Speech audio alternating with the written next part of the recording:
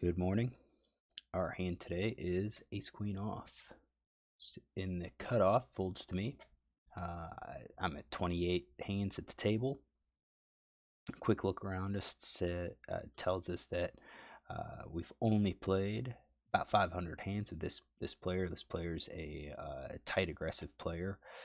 Have to definitely watch him.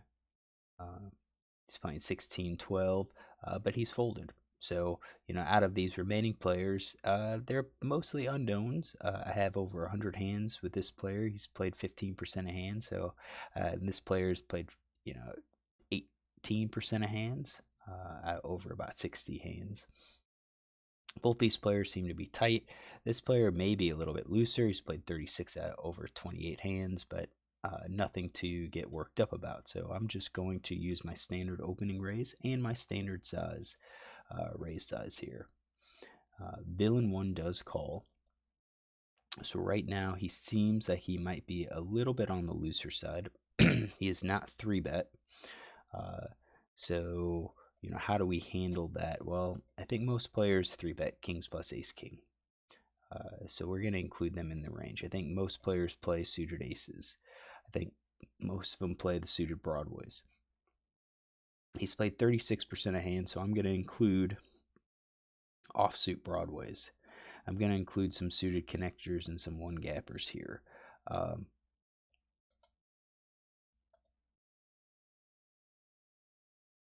not sure if I can include any more at this point. That's 24.6%.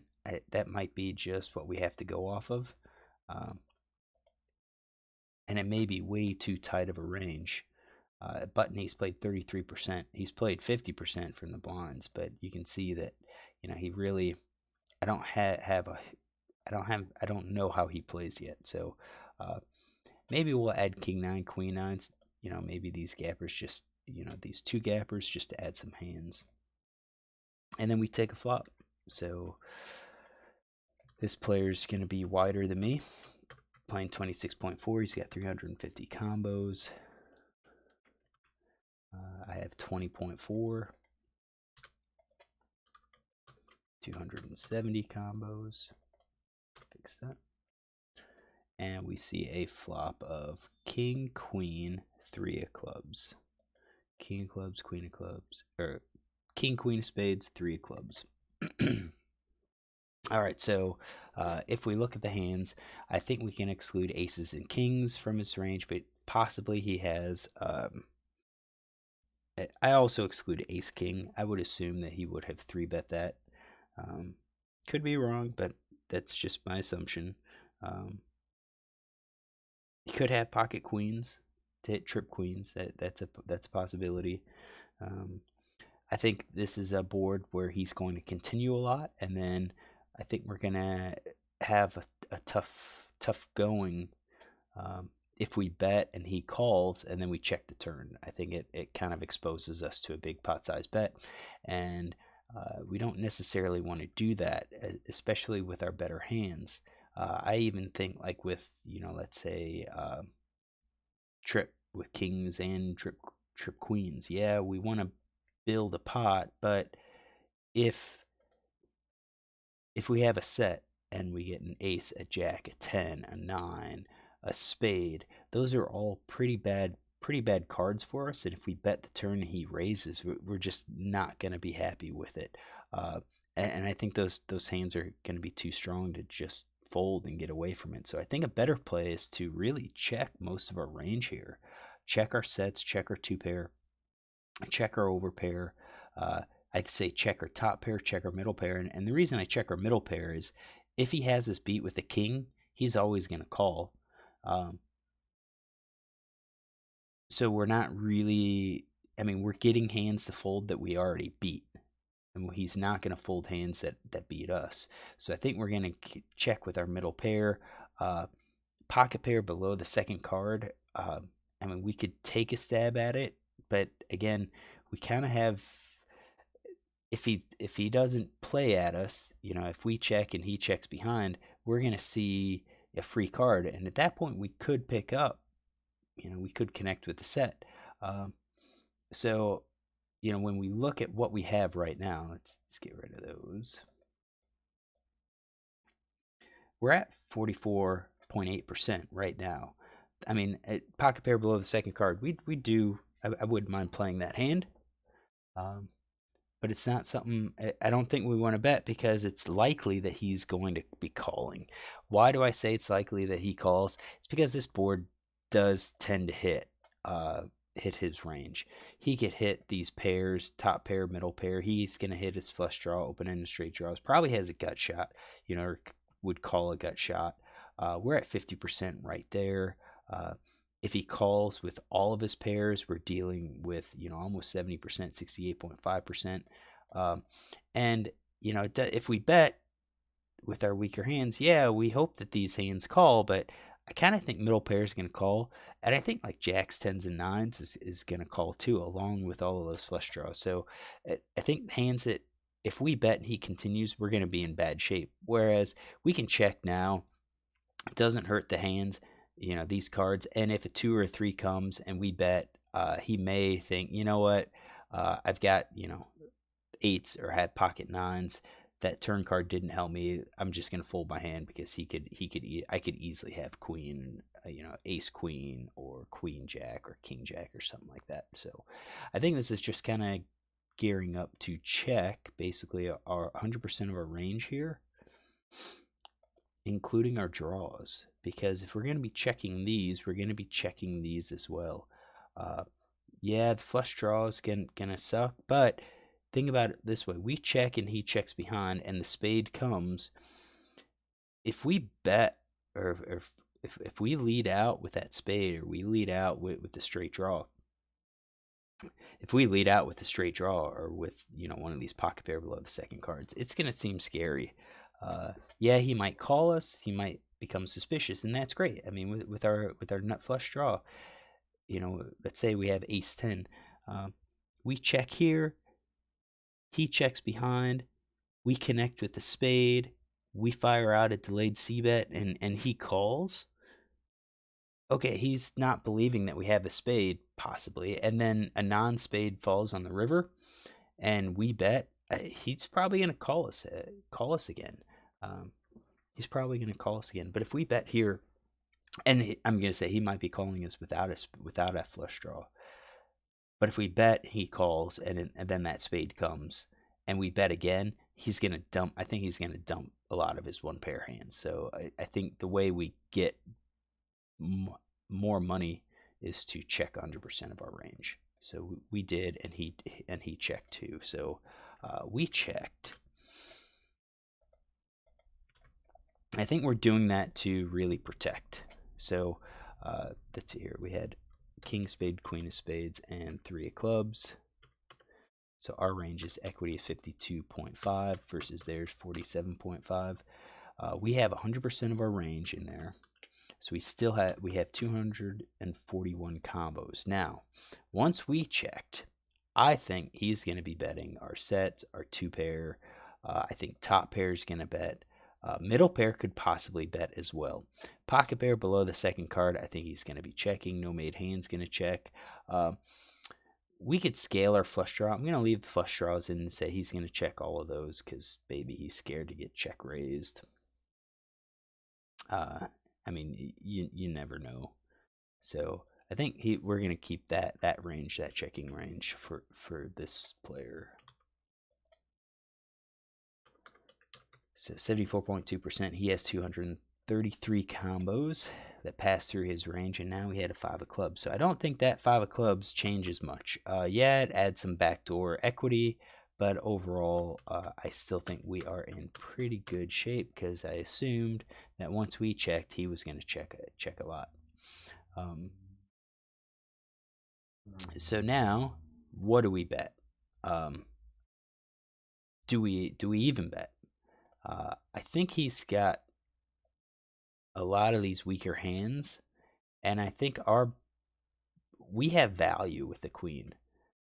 I don't know why we would bet. Yeah, we would bet a little bit for value because he would come along. He would probably come along with his flush draws,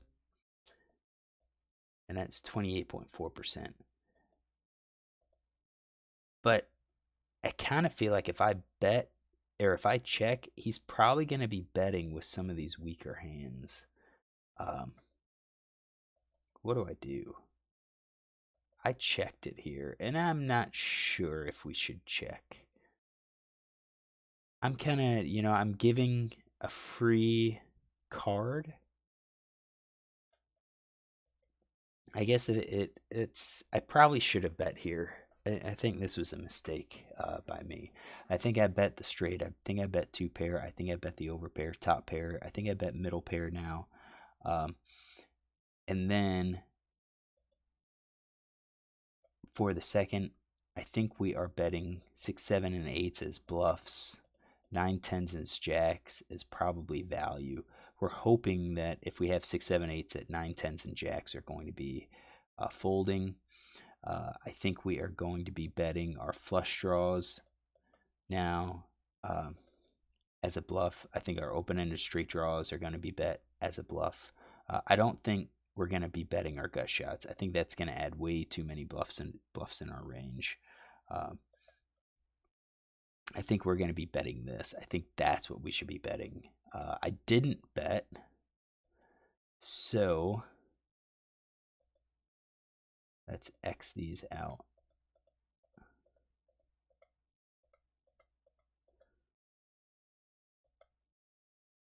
So basically have the weak hands with the gut shots. And I don't like that at all. I think I'm working at it. I'm sure my thought was, I don't know what he's going to call with. He probably didn't connect. Let's check and hope he bets. But versus an unknown, I don't think a whole lot of people take that line. I think if they've missed, they're just going to check it down. So he didn't. He actually bet pot, which was a little bit surprising. So I think by betting that large, I kind of think he could be betting a lot of these. Maybe even the gut shot. Maybe, he's getting 100%. Weak pair, pocket pair below the second card, the draws. Maybe he's betting that hand. And then, with my hand, I think if I have the weak pair, no mate hand, I should just fold. So I'm going to go up here. I think we're getting off. I'm not going to have my actual hand. We've kind of made that mistake. So I'm just going to make a note. Ranges are off because I should have bet the turn.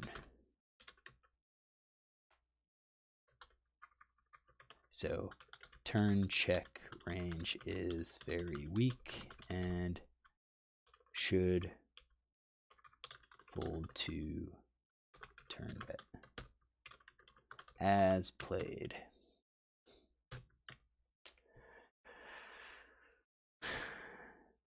All right, so as played,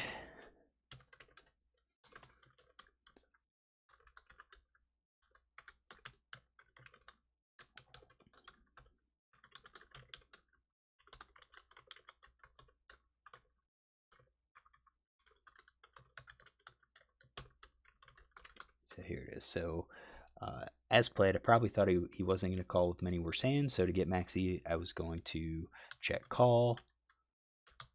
Check call. I was going to hope he bets as bluff and check call.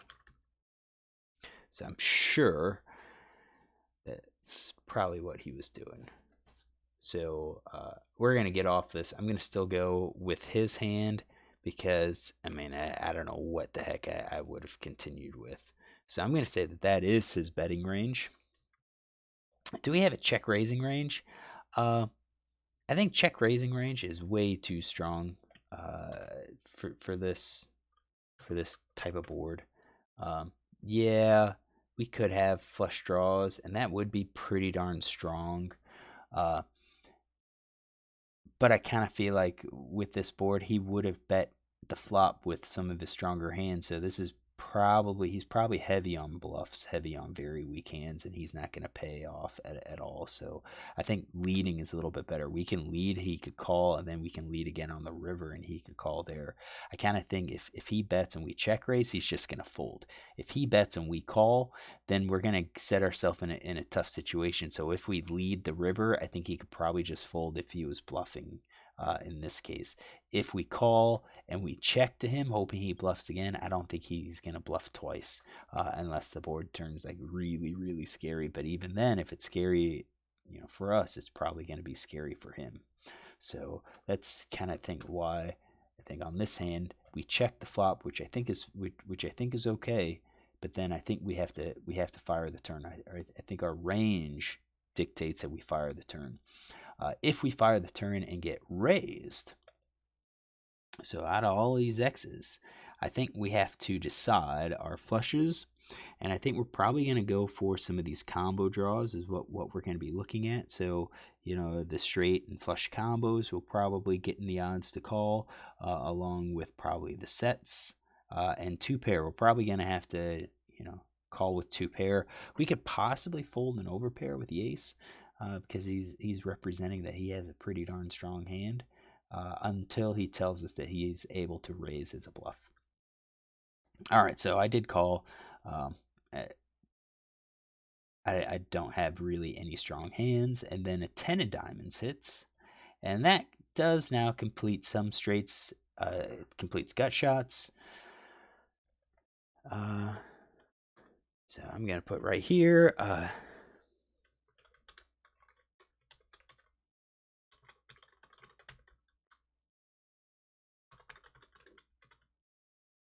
Yep, just make note.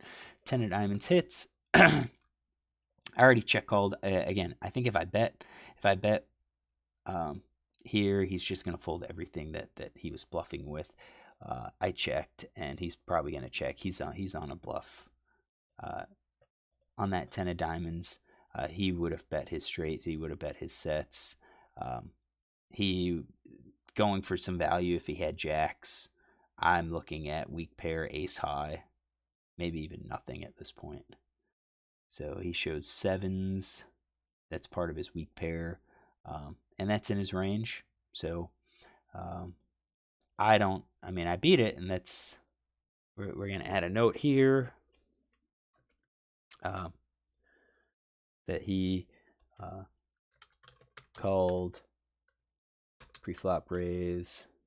Called, cut off, pre-flop raise from button with 7-7, checked through flop, bet pot on turn. Just get a little bit more detail, especially on sizing. So, yeah, I don't like this hand. I won the hand, but I don't like how I played. Let's think back. If I had changed it up with this run out, if I bet the flop, I think he's folding. I think he's just going to fold his pocket sevens. I think if we bet the turn, he could call. We could get our value from the turn, and then the 10 comes out, and at that point, we could bet again, and he may or may not. He probably was just going to fold. So we get one bet either way. But I think if we have, if we were betting as a bluff, with, let's say, our spade draw or open-ended straight draw, and then that river card comes with the 10, we're going to have some bluffs in our range. We're going to have some missed spade draws, and that's where I think we're going to get him to fold. So, all right, this is a hand. I don't like how I played, but, it's good to go through it and learn from our mistake. I think once we check the flop with our hand, it's probably best on this board to go ahead and fire the turn. All right, hopefully you like this. If you did, look tomorrow for another hand.